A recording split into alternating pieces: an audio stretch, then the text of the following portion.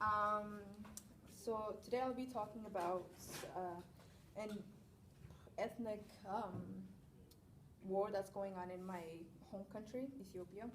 And before I get into like what's happening, I just wanna I'll just tell you guys the ethnic makeup of Ethiopia.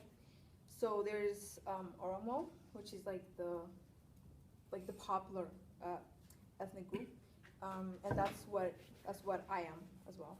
So they make up about 34.4% of Ethiopia, and the second one is Amhara, which they make up 27%, and then there's Somali, 6.2%. That's what I am as well, so half half. And then there's Tigray, which is the government, the people that are killing people and making this whole, basically, the whole reason there's a conflict. And they make up about 6.1%. So before I found out about what is happening, before I even saw it on the news or anything, I heard it from my parents, because they were my my dad was on his phone was on the phone with his brother, and he sounded really like upset and just so angry, like he couldn't do anything of to like whatever it is that was happening, what he was talking about. And I was confused, so I asked him, and then he's like, oh, the government is killing a lot of Oromos, and he's like, he said they took away like some of his parents' land, some of his parents' farms, and they're doing it to a lot of people, to where he came from, like the town that my father came from. And then so they were talking about it, and then they filled me in, so they told me what's going on, and which was kind of confusing for me. I'm like, why is that happening? Like, why is that starting right now? And then my mother said it has been going on for like forever. It has been happening. It started, like she said, around the time that she was born, which is like in the 70s. So she said it started at that time, but then it kind of it slowed down, like it stopped. The Oromo people, they gave up when a lot of them were getting killed. They gave up, and then the government stopped killing people.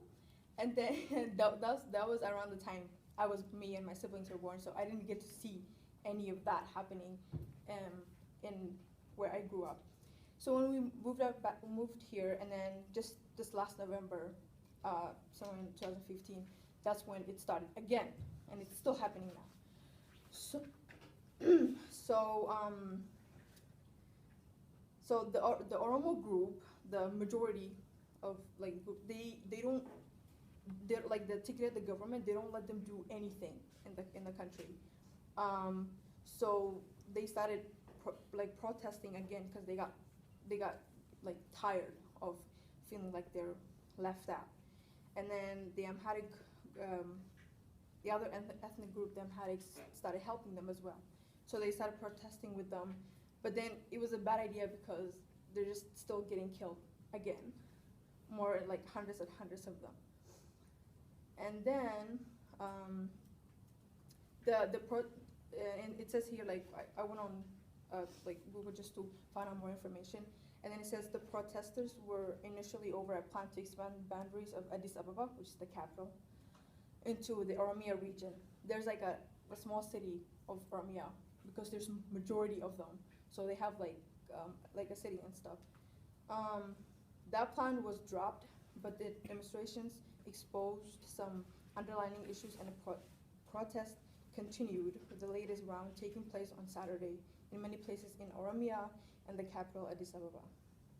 So since the government is Tigray, they don't, like whenever any other ethnic group would question them or like says that they don't like what they're doing to with the country and stuff, the political like stuff, they get mad, and then so they start to like go into towns, and without anybody knowing, just like if they see people protesting, they kill them.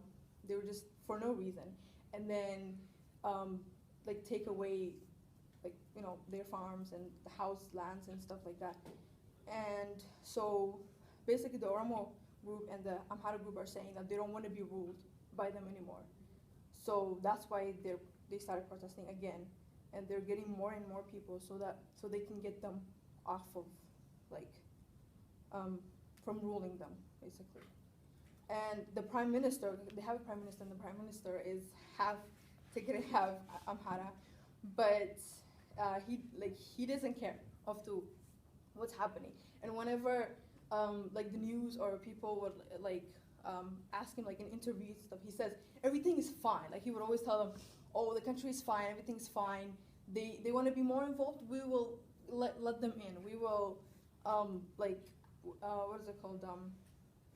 Yeah, he basically says, like, nothing is going on in the country, but there's a lot that's going on. And he's also concerned that the country is sliding into ethnic conflict, which could be, like, more difficult to contain, but he doesn't let anybody know that. And so the whole reason, like, the only reason that the news got to here, like, in Canada and, like, global, so a lot of people know now, is because it got worse.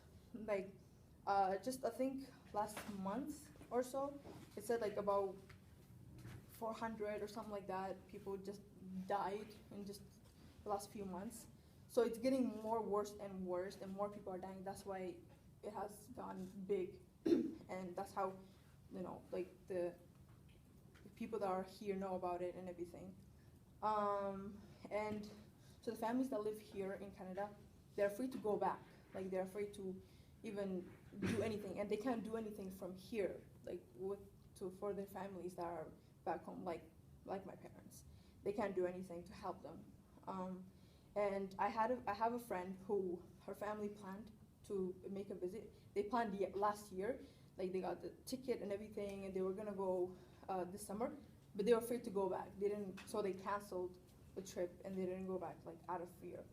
So, and no one is doing anything in this country, in America. No one is doing anything. So I don't know, I just wished someone would help or do something about it. So that's it, that's all.